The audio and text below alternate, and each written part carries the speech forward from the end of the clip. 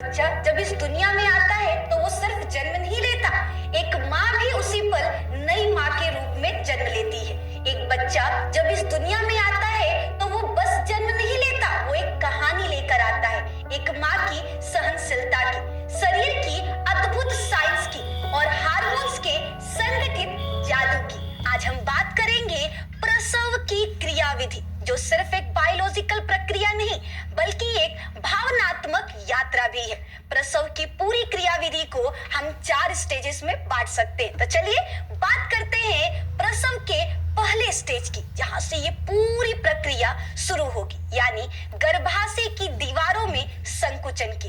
तो जैसे ही बच्चा पूरी तरह से विकसित हो जाता है, परिपक्व हो जाता है, लगभग 9वें महीने के आसपास माँ के शरीर से एक संकेत मिलता है कि अब समय आ गया है। ये संकेत मस्तिष्क से आते हैं, हार्मोन से आते हैं और फिर गर्भाशय में होने लगती है हल्की सिकुड़, जिन्हें हम कहते हैं कॉन्ट्रैक्शन। हमारे अंदर काम कर रहे हैं कुछ खास हार्मोन्स, जिसमें से पहला हार्मोन है ऑक्सीटोसिन। इसे प्रसव का हीरो भी कह सकते हैं। यह हार्मोन हमारे मस्तिष्क में उपस्थित पिट्यूटरी ग्रंथि से निकलता है और गर्भाशय की दीवारों को सिकुड़ने के लिए प्रेरित करता है, जिसे हम कहते हैं यूटेराइन कॉन्ट्रैक्शन, जिसके वजह से ही महिला में लेबर पेन होता है। और हाँ, जितना ज्यादा ये हार्मोन होगा उतना ज्यादा ही दर्द होगा और बच्चा उतनी जल्दी माँ के गर्भ से बाहर आ पाएगा। दूसरे हार्मोन का नाम है रिलैक्सिन हार्मोन। ये गर्भाशय की मांसपेशियों को ढीला करता है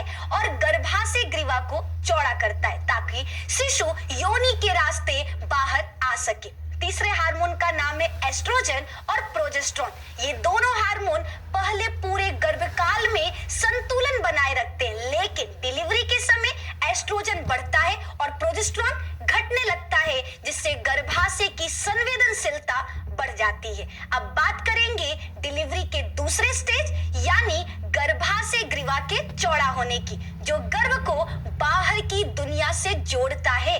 वो धीरे धीरे फैलने लगता है। इस स्टेज में गर्भाशय ग्रीवा धीरे धीरे खुलता है। ये लगभग 1 सेंटीमीटर का होता है, लेकिन ये बढ़ करके 10 सेंटीमीटर तक बढ़ जाता है, यानी एक नॉर्मल न्यूबॉर्न बच्चे का सिर इससे बाहर निकल सके, वो इतना चौड़ा हो जाता है। और इस दौरान दर्द, ओ माय गॉड, कहते हैं कि यह दर्द एक समय में 20 हड्डियों के एक साथ टूटने जितने हो सकता है, लेकिन मां सहती है, क्योंकि उसका बच्चे के लिए प्यार उसके दर्द से बड़ा होता है। और आप कहते हो औरतें दर्द नहीं सह सकती, क्या बात करते हो जनाब। और इस सब के पीछे एक और हार्मोन काम कर रहा होता है, जिसका नाम है प्रोस्टाग्लैंडिन्स, जो गर्भाशय की दीवारों को और भी संवेदनशील बनाता है और सर्विक्स यानी गर्भाशय ग्रीवा को सॉफ्ट करता है।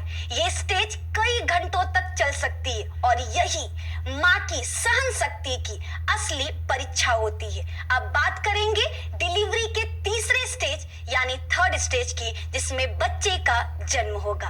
अब गर्भाशय ग्रीवा सर्विक्स पूरी तरह से खुल चुका है, कॉन्ट्रैक्शन बहुत तेज होने लगेगा, माँ पूरी ताकत से जोर लगाती है और फिर एक चमत्कारी क्षण आता है, जिसमें बच्चे का सिर दिखाई देता है और कुछ पल बाद वह पहला रोना सुनाई देता है। ये सिर्फ एक आवाज नहीं है, ये जिंदगी की घोषणा है। जब बच्चा इस दुनिया में पहली बार सांस लेता है, उसका पहला रोना, माँ की आंखों से निकलते आंसू और डॉक्टर कहता है बधाई हो, आप माँ बन गई हैं और आपने एक नए जीवन को धरती पर लाया है। अब हम बात करेंगे डिलीवरी के चौथे यानी आखिरी स्टेज की, अपरा का बाहर आना। अभी प्रक्रिया खत्म नहीं हुई, बच्चे के जन्म के कुछ मिनट बाद माँ के गर्भ से बाहर निकलता है अपरा।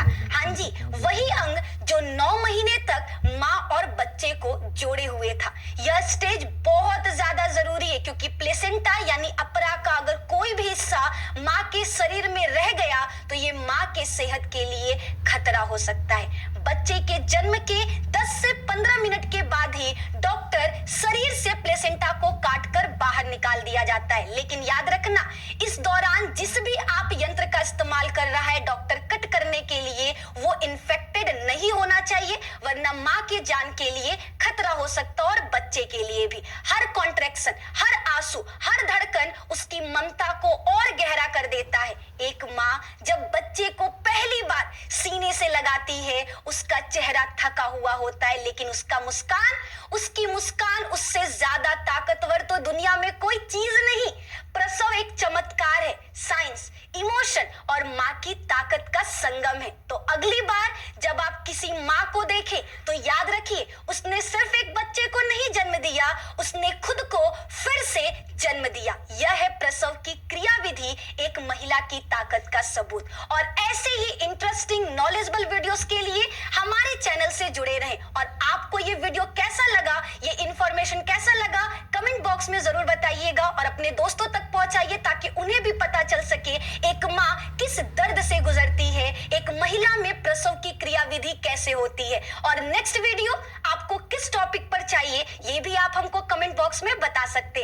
आज के लिए सिर्फ इतना ही, मिलेंगे आपसे ऐसे ही एक और शानदार नॉलेजेबल वीडियोस के साथ इसी चैनल पर। बहुत बहुत